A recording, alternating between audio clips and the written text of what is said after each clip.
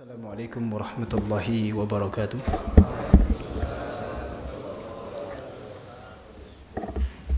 Alhamdulillah. Alhamdulillahilladzi anzala al-furqana 'ala abdihi liyakuna lil 'alamin nadhira. Wassalatu wassalamu ala Rasulillah arsalahu rahmatan lil 'alamin basyiran wa nadhira. Asyhadu an la ilaha illallah wahdahu la syarika lah. Wa asyhadu anna Muhammadan abduhu wa rasuluhu la nabiyya wa la rasula ba'dah, amma ba'd.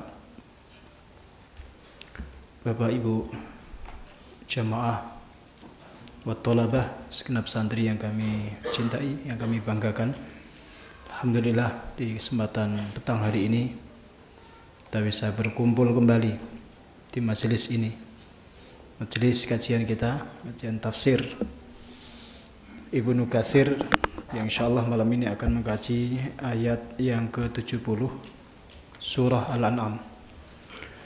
Mari selalu kita meminta kepada Allah Subhanahu wa taala, mudah-mudahan ilmu yang kita kaji menjadi ilmu yang bermanfaat, ilmu yang barokah fid din wad dunya wal akhirah. Salawat dan salam semoga selalu mengalir untuk junjungan kita Nabi besar Muhammad sallallahu alaihi wasallam. Semoga juga mengalir untuk istri-istri beliau, keluarga beliau, para sahabat, para tabi'in dan tabi'ut tabi'in, dan mudah-mudahan untuk kita semua. Silakan dibuka ayat 70 surah Al-An'am.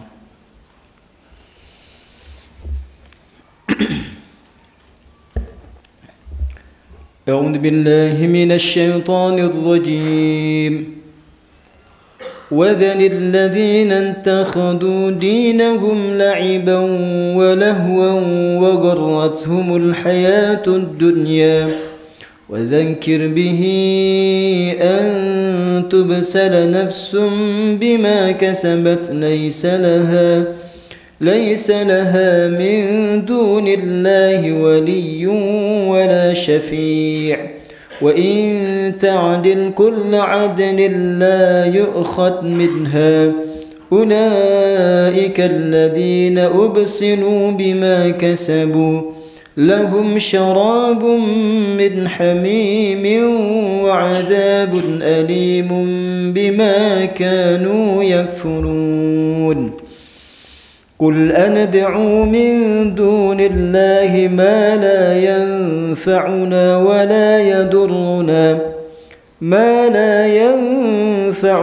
ولا يضرنا ونرد على أعقابنا بعد إذ هدانا الله كالذي استهوته الشياطين في الأرض حيران له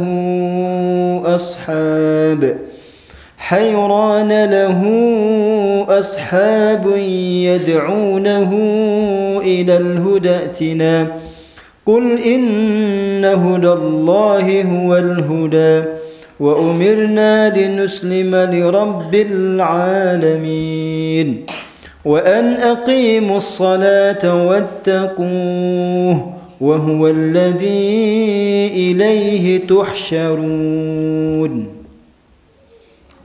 Iqra'il ayat, terjemah ya Syauqi.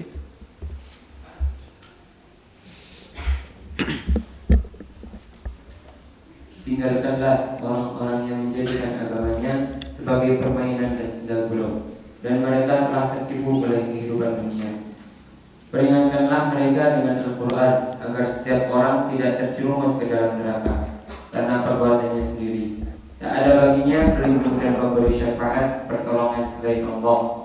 Dan jika dia hendak menembus dengan segala macam tebusan apapun, niscaya tidak akan diterima. Mereka itulah orang-orang yang dijerumuskan ke dalam neraka disebabkan perbuatan mereka sendiri. Mereka mendapat minuman dari air yang mendidih dan azab yang pedih disebabkan kekafiran mereka dahulu. Katakanlah Muhammad, apakah kita akan memohon kepada sesuatu selain Allah yang tidak dapat memberi manfaat dan tidak pula mendatangkan mudarat kepada kita? Dan apakah kita akan dikembalikan ke belakang setelah Allah memberi petunjuk kepada kita seperti orang yang telah disesatkan oleh setan di bumi dalam keadaan kebingungan. Kawan-kawannya mengajak ke jalan lurus dengan mengatakan, ikutilah kami. Katakanlah, sungguhnya petunjuk Allah itulah petunjuk yang sebenarnya, dan kita diperintahkan agar berserah diri kepada Tuhan seluruh alam, dan agar melaksanakan salat serta bertakwa kepadanya, dan dialah Tuhan yang kepadanya kamu semua akan dihibur. وَذَرِ الَّذِينَ اتَّخَذُوا دِينَهُمْ لَعِبًا وَلَهْوًا. Wadhar, dan tinggalkanlah, alladzina, orang-orang, ittakhadhu, yang menjadikan dinahum, agama mereka, la'iban, sesuatu permainan, walahwan, dan bahan candaan, wa gharrathum, dan mereka telah tertipu, al-hayatud dunya, oleh kehidupan dunia. Wa dzakir, dan berilah peringatan olehmu wahai Muhammad, bihi, dengan Al-Qur'an, antubsala, itu ada la yang dibuang gitu ya. Antubsala, agar tidak terjerumus gitu. Kalau kita tidak membaca tafsir atau tidak memahami kaidah nahwu, maka menerjemahkannya bisa salah itu. Padahal ada la di situ. Agar tidak terjerumus, ada tidaknya. Sementara di situ tidak muncul. Kalimatnya kan tidak alla tubsala gitu ya. Tapi an tubsala.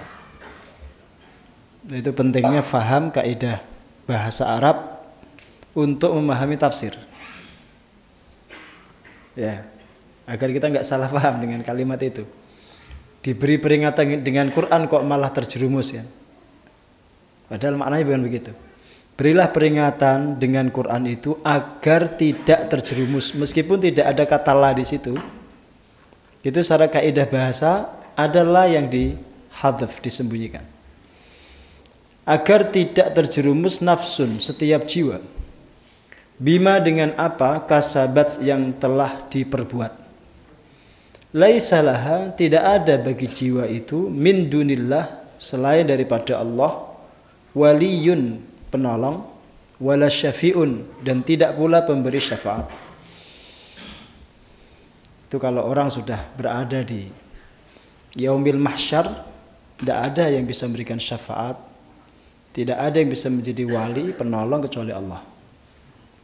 Wa in ta'dil, ini kondisi kedua. Wa in ta'dil, dan jika jiwa itu memberikan tebusan, kulla adlin, dengan seluruh tebusan yang mungkin dia miliki. Bahkan dibahasakan di ayat yang lain itu, andai dia punya sepenuh bumi emas, lalu dia jadikan emas itu sebagai tebusan, la yu'khad minha, tidak akan diterima tebusan itu. Kata ta'dil itu bukan berbuat adil. Ini juga kaitannya dengan bahasa. Jadi kaidah bahasa itu penting untuk memahami tafsir. Wa in ta'dil di situ, kata adil itu maknanya tebusan. Bukan berlaku adil itu. Bukan. Jadi kalau menerjemahkan wa in ta'dil, dan jika kamu berlaku adil, itu salah. Keliru. Itu makna wa in ta'dil, dan jika jiwa itu memberikan tebusan gitu. Sehingga memahaminya itu harus sesuai dengan kaidah bahasa. Maka untuk menjadi pakar tafsir itu wajib di waktu yang sama itu juga pakar bahasa. Dia harus mengerti seluk-beluk lisanul Arab, lisannya orang Arab, dia harus paham betul. Ya, tidak hanya kaidah nahwu saraf, tidak hanya kaidah balaghah, tapi juga simai dari orang Arab berupa asy'ar jahiliyah, syair-syairnya orang Arab jahiliyah, orang Arab kuno. Dia harus paham betul. Karena Quran diturunkan dengan sastra mereka, dengan bahasa mereka. Sehingga pemahamannya akan tepat. Maka diwanti-wanti betul oleh para ulama itu, jangan sekali-kali menafsirkan Quran itu dengan ra'yu, dengan logikamu. Nanti kamu akan tersesat dan menyesatkan banyak orang. Paham ya? Itu makna wa in ta'dil kulla adlin la yu'khad minha. Ulaika, mereka itulah alladzina, orang-orang ubsilu, yang terjerumus, yang dimasukkan ke dalam neraka. Enggak ada sebutan neraka di situ, tapi ubsilu itu maknanya ya dimasukkan, tapi dengan bentuk penghinaan ke dalam neraka. Dan jelas dimasukkannya itu karena sebab yang sangat-sangat diakui oleh mereka sendiri. Bak di situ bima kasabu itu bak sababiyah. Baknya karena sebab. Karena apa yang telah mereka lakukan dulu di dunia. Tidak ada satupun orang masuk neraka kecuali pasti dia punya sebab yang layak menjadikan dia masuk neraka. Tidak ada satupun. Karena neraka itu representasi keadilan Tuhan. Dia wujud keadilan Tuhan. Tidak mungkin orang masuk neraka karena kezaliman Tuhan, tidak mungkin. Layak dia masuk neraka itu bima kasabu, karena perbuatan yang dulu mereka telah lakukan. Pasti ada sebab. Paham ya? Itu baknya bak sababiyah. Itu juga harus dipahami itu. Bak itu kan ada maknanya. Huruf jar itu ada maknanya. Maka setelah menghafalkan huruf jar, harus menghafalkan juga ma'ani hurufil jar. Makna-makna huruf jar itu. Bak di sini maknanya apa? Ataukah bak ini maknanya ma'iyah? Ataukah bak di sini sababiyah? Dan lain sebagainya, itu harus dihafalkan, dipelajari. Meskipun nanti ada tambahan lagi, itu dzauq lugawi, rasa bahasa itu akan mengantar kita kepada makna yang benar. Tapi itu setelah berinteraksi dengan bahasa Arab sekian tahun lamanya. Lahum, bagi mereka itu, lanya di sini itu milik ya, itu kepemilikan itu. Lahum, bagi mereka, seolah-olah ya, minuman yang ada di neraka yang berupa air mendidih itu ya memang hak mereka itu. Lahum, bagi mereka itu syarabun, suatu minuman, min hamimin, dari air yang mendidih. Hamim itu maknanya bisa teman sejati, bisa air yang mendidih. Cara memahaminya sesuai dengan siyakul kalam, tergantung konteksnya. Di sini hamim maknanya teman yang setia, ataukah hamim yang maknanya ma'un harun, air yang panas mendidih. Wa adzabun alim, ay walahum adzabun alim, bagi mereka azab yang pedih, ay mu'lim, azab yang menyakitkan. Bima, ini baknya sebab lagi itu. Bima, karena sebab kanu yakfurun, kekufuran mereka dahulu. Jadi disiksanya mereka seperti itu karena kekufuran mereka. Ada alasannya mesti itu. Tidak mungkin tidak. Tidak mungkin Allah mengazab orang tanpa alasan. Tidak mungkin. Paham ya? Tapi kalau memberikan anugerah, memberikan curahan rahmat, itu bisa jadi tidak ada alasan. Terserah Allah itu. Terserah Allah. Kadang ada orang tidak melakukan amal, amal itu sepele sekali lah, bukan amal, bahkan tidak sengaja beramal, tapi Allah memberikan pahala dia. Kadang. Tapi azab enggak.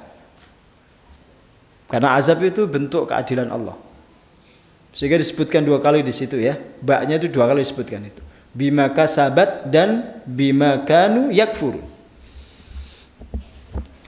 Kita pahami dulu ya, ini satu potongan ini dikaji sendiri oleh Ibnu Katsir di sini. Nanti kita, kalau masih ada waktu, nanti kita lanjutkan di ayat berikutnya. Ayat 70 kita pahami.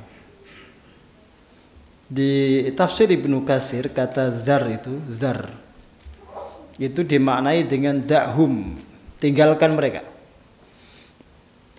Wa a'rid anhum, berparinglah dari mereka, ya, cuekin mereka itu.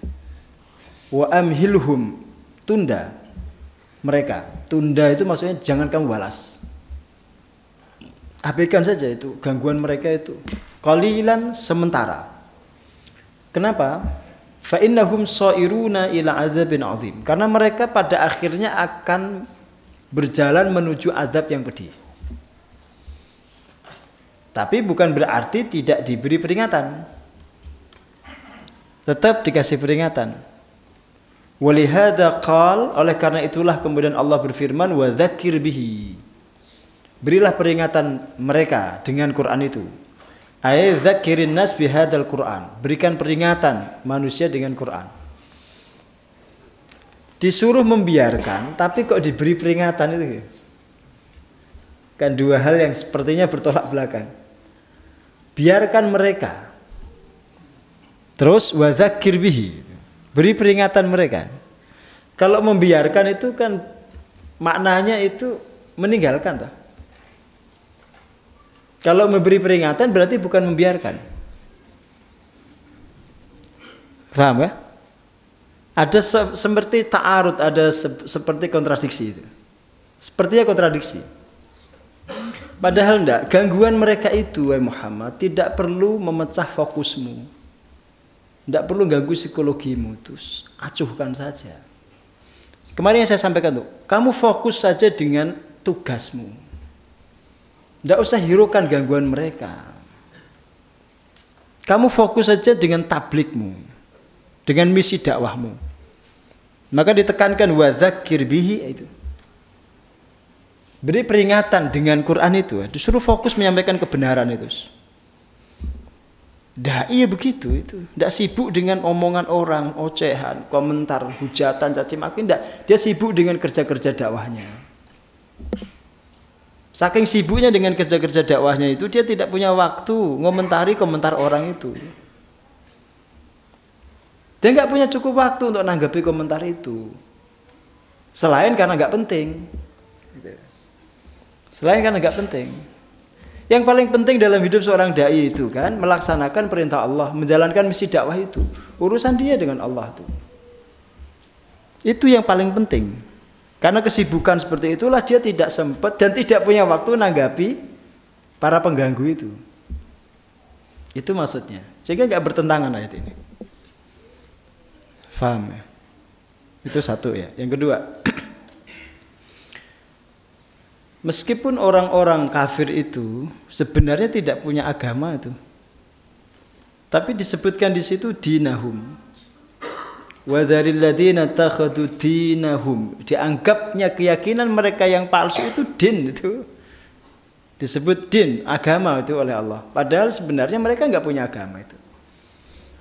Ayat lakum dinukum waliyadin itu juga sebenarnya kan maknanya majazi aja. Bagi kalian agama kalian, bagiku agamaku. Agama itu harus datang dari Tuhan. Jalurnya harus paling valid. Tidak boleh di situ ada campur tangan manusia. Kalau agama di situ ada kreasi manusia, ada campur tangan manusia, dia bukan agama. Buatan itu berarti. Itu ismu biasa itu, tidak layak disebut agama. Tapi oleh Quran disebut agama itu. Hanya untuk menyampaikan bahwa okelah meskipun palsu, kalian anggap agama ya sudahlah gitu. Ya sudah. Tapi bagi kami yang kalian yakini itu bukan agama. Itu harus paham. Itu rekaan dan rekayasa mereka. Buatan, olah pikir mereka. Bahkan kadang-kadang isinya takhoyul, khurafat dan macam-macam itu. Campur-campur menjadi sebuah keyakinan. Paham ya? Yang berikutnya.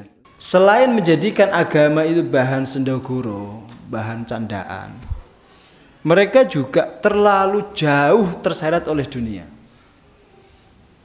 Maka pola pikir orang kafir itu terlalu pendek, jangka pendek sekali.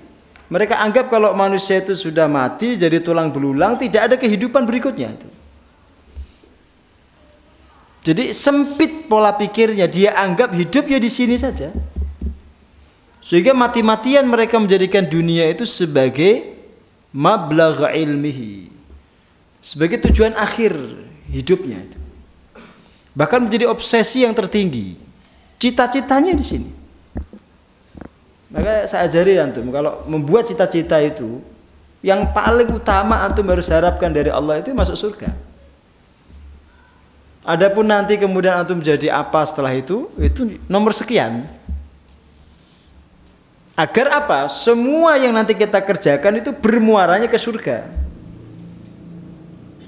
Semua yang dikerjakan, termasuk yang kita cita-citakan di dunia ini dengan cita-cita jangka pendek kita itu muaranya ke surga. Bisa nggak pekerjaan kita ini, profesi kita ini mengantarkan ke surga? Kalau nggak bisa tinggalkan, ganti profesi yang lain. Kalau ada orang bekerja kok pekerjaannya itu malah menjadikan dia jauh dari surga, itu berarti salah alamat dia. Itu maksudnya itu. Jangan seperti orang kafir, wa gharrathumul hayatud dunya, tertipu oleh kehidupan dunia. Dia anggap dunia ini segalanya, padahal bukan. Bahkan dibahasakan Rasulullah itu, kalau dunia itu seharga dengan sehelai sayap lalat saja, Allah pasti kasihkan orang beriman itu. Untuk menikmati dunia yang hanya sehelai sayap lalat itu. Tapi karena harga dunia itu tidak lebih dari sehelai sayap lalat, orang beriman gak dikasih oleh Allah itu. Disuruh nanti menikmatinya di akhirat, jangan di sini. Maka kadang sebagian keinginan kita itu ditahan oleh Allah, nggak dikasih semuanya itu. Kita diberi hanya sesuai kebutuhan saja. Beda dengan orang kafir itu, semua yang diinginkan dituruti. Semua. Maka kalau mandang orang kafir kok lebih sukses secara duniawi, terus antum takjub, kagum, gumun, itu salah antum. Keliru. Seolah-olah mereka lebih hebat, bukan. Ya karena mereka ngejarnya cuma itu. Kita mengejar yang lebih besar, yaitu akhirat. Paham ya? Lah untuk mengejar akhirat itu, dunia ini bahkan harus diabaikan, gitu. Harus diabaikan, nggak dianggap penting itu. Agar kita paham itu pola pikir yang diajarkan Quran itu. Sehingga remeh urusan dunia itu. Jangan sampai gara-gara umpamanya sendal hilang sedihnya sampai setahun. Ya, gara-gara sendal hilang itu. Aib kalau sendal kita hilang terus kita nyusuri jalan untuk mencari sendal itu aib. Bahkan mestinya jatuhkan yang satunya lagi. Kalau satu jatuh, jatuhkan satunya lagi biar diambil sekalian sama orang lewat. Bahwa itu akhlak santri. Tiap hari begitu mah kaya nanti yang jualan sendal. Abu Dzar kan dipesan Rasul itu, dipesan Rasul betul. Kalau terjatuh sendalmu di jalan, jangan kamu cari. Karena itu barang remeh. Meskipun sendal merek mahal, tetap aja sendal alas kaki itu, nggak penting itu. Itu cara melatih, cara memandang dunia ya remeh begitu.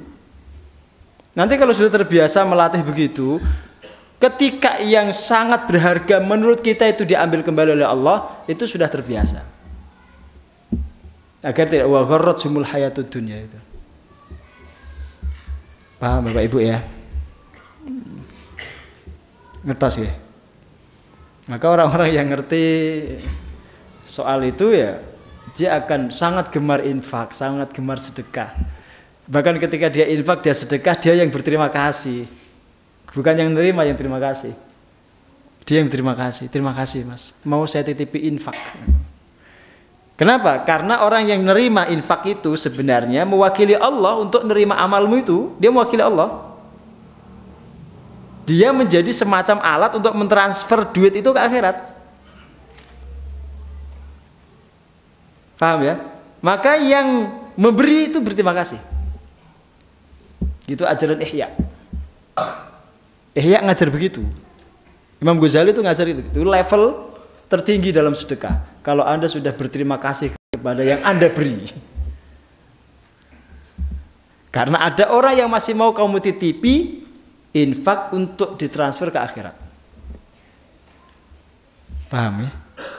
Itu agar tidak wa gharrathumul hayatud dunya. Wa dzakir bihi an tubsala nafsum bima kasabat laisa laha min dunillahi waliyyun wala syafi'. Quran itu tazkirah, itu peringatan dia. Seorang dai pemikul risalah Quran itu memang harus aktif memberi peringatan. Bahkan dia harus memberikan early warning. Peringatan dini setiap saat. Dan orang yang memberikan peringatan itu tidak boleh terlelap. Tidak boleh terlelap. Bagaimana dia bisa membangunkan orang kalau dia tidur? Bagaimana dia bisa membangunkan orang kalau dia sendiri tidur, nggak terjaga?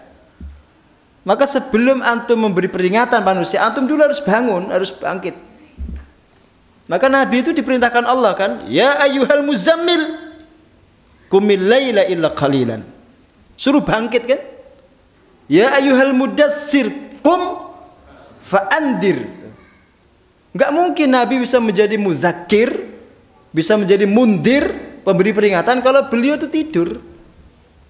Harus bangkit, berdiri, tegak. Di saat semua orang terlelap, dia bangun sendiri.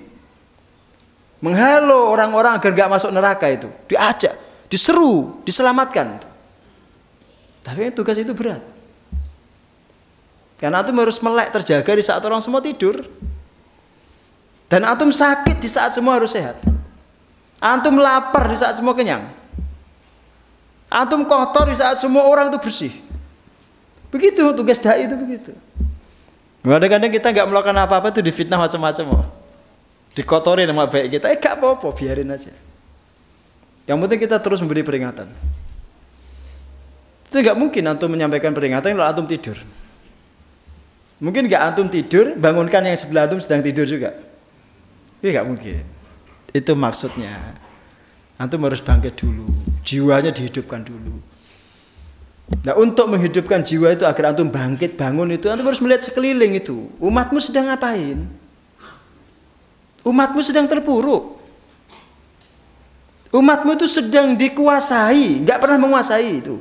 Umatmu itu sedang dikendalikan, dieksploitasi bahkan tuh. Umatmu itu menjadi bangsa budak di negerinya sendiri. Kamu harus tahu itu. Sehingga kamu harus bangkit, nggak boleh diam tertidur, nggak boleh.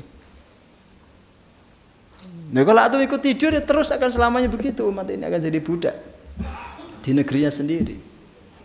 Masa ada orang kelaparan di negeri yang makmur seperti ini kan? Nah, terus kemana dai-nya itu? Tidur juga dai-nya kok. Mana para mubaliknya? Mubaliknya itu hanya mengajak orang tertawa kok, tidak mencerdaskan kok. Alasannya agar menghibur katanya. Itu baik, tapi nggak boleh begitu terus. Agar bangkit umatnya itu, bergegas, ayo bangun.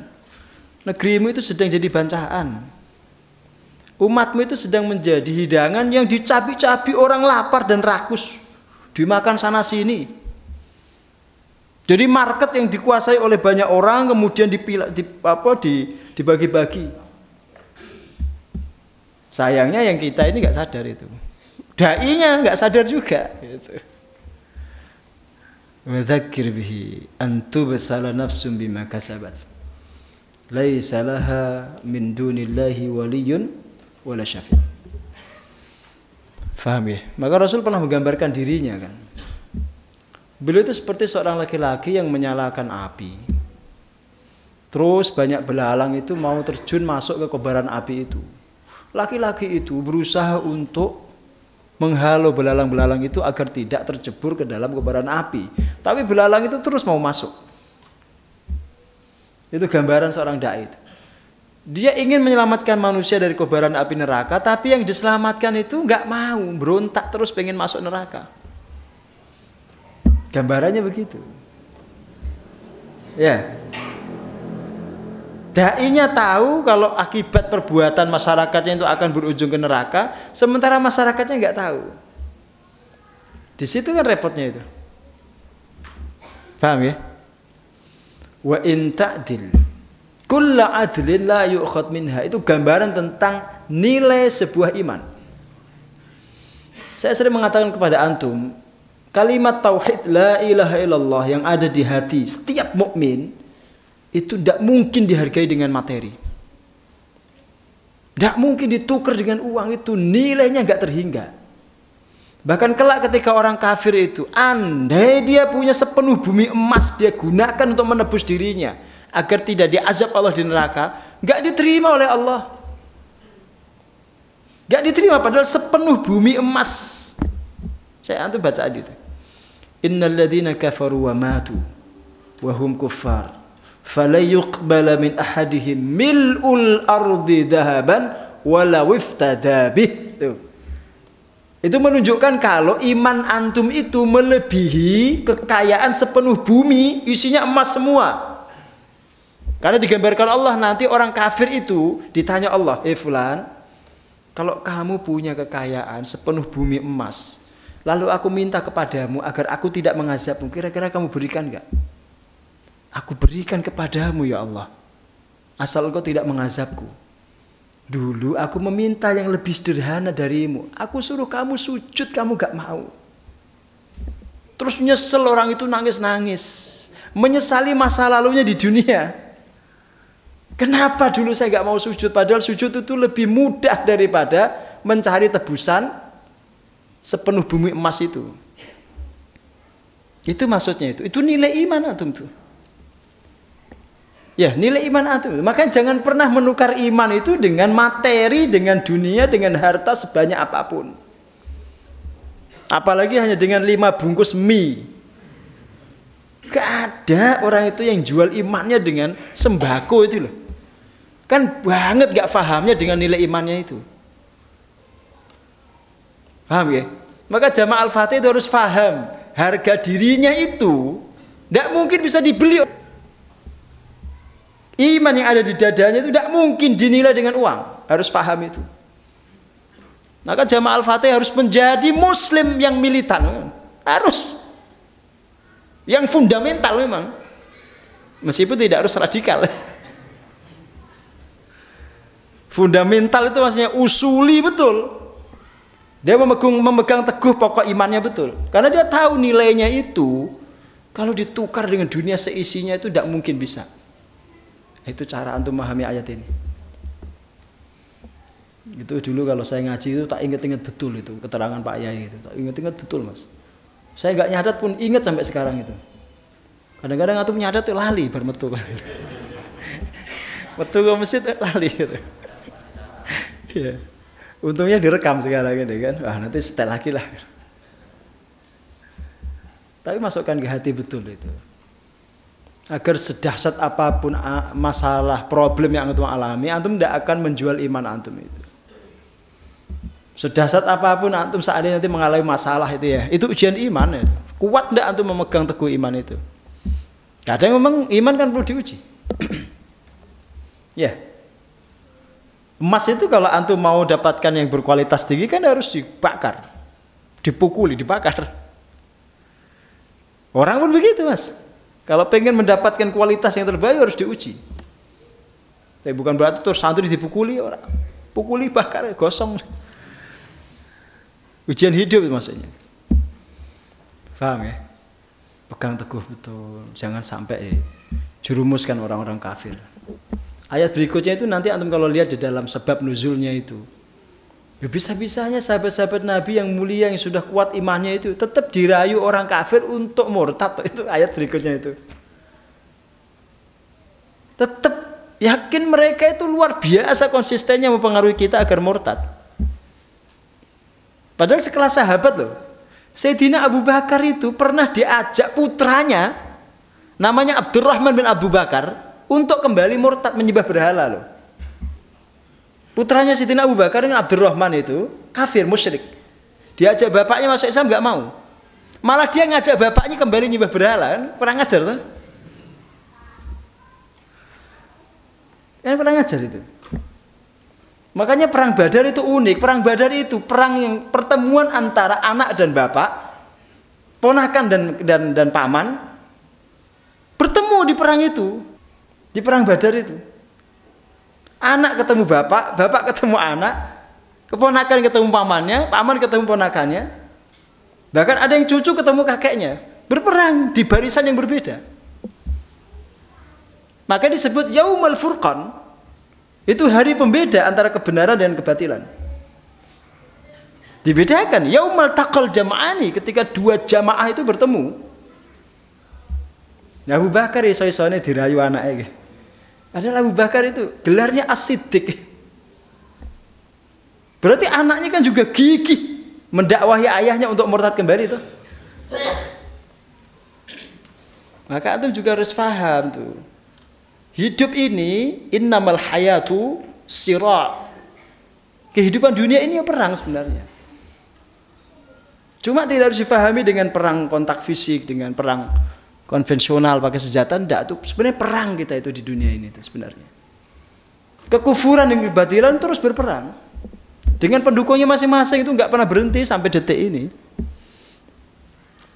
Dan itu kita harus sadari betul. Agar kita waspada, hati-hati. Terus memberi peringatan. Jangan mau digelincirkan orang-orang kafir itu. Ulaika alladziina ubsilu bima kasabu. Lahum syarabun min hamimin wa 'adzabun alimun bima kanu yakfurun. Qul anad'u min dunillahi ma la yanfa'una wa la yadurruna.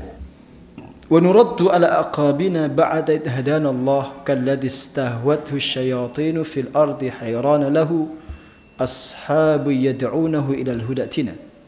Qul inna hudallahi huwal huda wa umirna linuslima lirabbil alamin. Sudah Isya kah?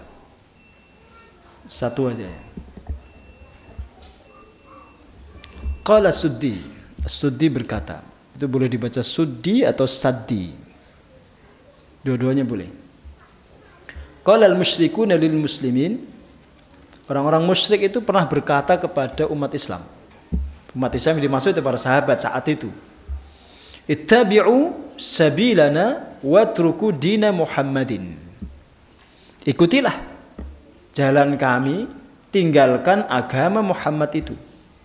Fa'anzalallahu azza wa jalla, lalu Allah menurunkan ayat Qul anad'u min dunillahi ma la yanfa'una wa la yadurruna wa nuraddu ala aqabina ba'da idh hadanallahu kalladzi istahwatu asy-syayatinu fil ardi hayrana lahu ashabu yad'unahu ila al-hudatina ila akhiril ayat.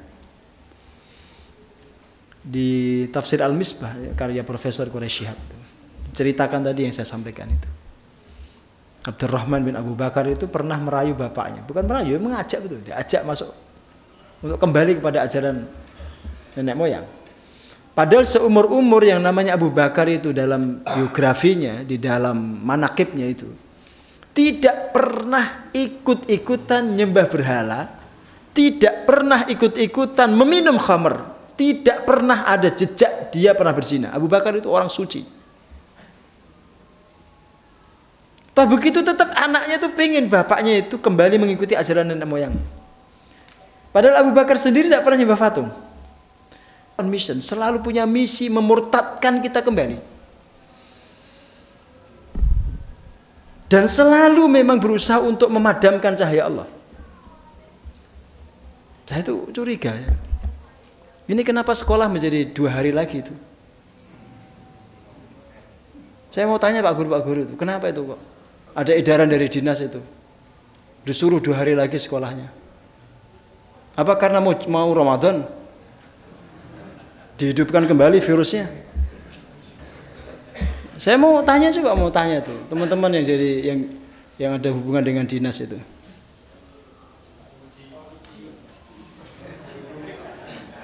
Lu Natalan juga ada apa-apa kemarin kok. Imlek yo tumpah ruah di Solo itu ya nggak ada apa-apa. Kenapa ini pekan ini Senin ini mulai nanti 50% lagi sekolah. 3 bahkan ada yang 2 hari masuk sepekan itu. Kenapa sih? Apa karena mau Ramadan? Agar syiar Islam itu tidak lagi dihidupkan. Tidak ada lagi itu tradisi lebaran. Orang berkunjung satu sama lain itu mereka nggak suka dengan kerukunan umat Islam itu. Dengan syiar itu. Nggak suka ada orang ibadah di tengah lapangan, di depan orang baik, mereka nggak suka. Oh piye caranya ben virus ini terus sampai kiamat. Ya tersinggung lah silakan. Oh nggak ada apa-apa kok dadak digitukan lagi tuh apa tuh. Orang ilmiah itu loh, orang itu yang ilmiah gitu, yang pakai logika yang sehat itu loh. Oh nggak ada apa-apa kok dibuat kayak gitu, suasananya kok digentingkan lagi. Apa nggak seneng itu rakyat itu kemudian berusaha untuk bangkit setelah ekonominya terpuruk. Hampir 2 tahun ini nggak ada aktivitas ekonomi yang baik. Semua lesu. Anak-anak itu apa nggak senang anak-anak itu sekolah kembali. Toh sudah vaksin sekian, hampir 80% sudah vaksin. Katanya kalau habis vaksin aman. Anda berarti tidak konsisten itu. Bohong berarti Anda itu. Berarti kan bohong itu. Katanya kalau sudah vaksin lebih aman daripada yang belum vaksin. Ya. Lalu omongan itu kan ditagih itu. Kalau orang ngomong itu harus tagih. Paham ya? Memang ada sebagian orang itu yang pengen agama ini itu mundur jauh ke belakang. Bahkan berusaha terus bagaimana caranya agar umat Islam itu murtad semurtad-murtadnya. Ada itu, jangan bilang nggak ada. Ingin memurtadkan umat Islam tapi ya memang pelan-pelan. Mulai dikikis sedikit demi sedikit syiar-syiarnya itu, dikikis demi sedikit. Sholat itu pecarane gitu, ben gak rukun, itu softnya dijarang-jarangkan. Nggak ketemu pecarane ben gak do salaman ngono kuwi. Ya, jangan dibilang itu enggak direncanakan itu. Wong Bill Gates sudah ngomong sebelum virus itu datang kok. Ya, kalau kita bicara gini, sini saya bukan madzhab konspirasi, bukan. Bukan. Ya kan kita bertanya tuh, katanya kalau udah vaksin aman. Iya kan? Udah 2 kali bahkan di booster 1 kali udah kan? Booster 1 kali. Kok enggak aman-aman? Jadi pertanyaan saya kenapa sih kok sekolah ini jadi 2 kali lagi sepekan itu? Ada apa tuh dengan negara kita ini? Kok nggak mau bangkit-bangkit itu? Wong di Eropa itu Liga Inggris saja sudah biasa tumpah ruah. Bahkan dilarang sekarang pakai masker kecuali medis, kecuali tenaga medis. Kita di sini kembali lagi ke zaman Mesolitikum. Zaman kita waktu meramu itu. Ya, kacau sudah. Memang ada tuh. Yuriduna liyutfi'u nurallahi biafwahihim, itu ada memang. Mereka berusaha memadamkan cahaya Allah, itu memang ada. Jangan bilang nggak ada. Kawan-kawan politisi itu jangan bilang nggak ada. Ada, itu memang ada. Cuma ini pesan saya, tidak akan berhasil. Karena takdir agama ini kejayaan. Takdir agama ini kemenangan. Ujung daripada sejarah agama ini, dia akan menguasai dunia. Dan memimpin dunia itu sampai seluruh permukaan bumi ini diterangi keadilan Islam. Semuanya, tidak terkecuali. Al-mustaqbal lihadadin, itu masa depan milik agama ini. Enggak mungkin bisa kalian membendung kemenangan agama ini, tidak mungkin bisa. Maka ya kita memang harus sabar, terus berjuang dan tidak perlu emosional. Ya, kita bertanya aja kenapa sih begitu. Oh ya nggak ada apa-apa. Yang ramai itu beritanya. Sebagian wartawan itu jangan aja tambahin ya, jangan tambahin. Jangan aja tambahin mas ya. Nanti kalau ditambahin jadi misuh nanti. Sebagian wartawan itu mas mendramatisir suasana itu. Ya, begitu ya.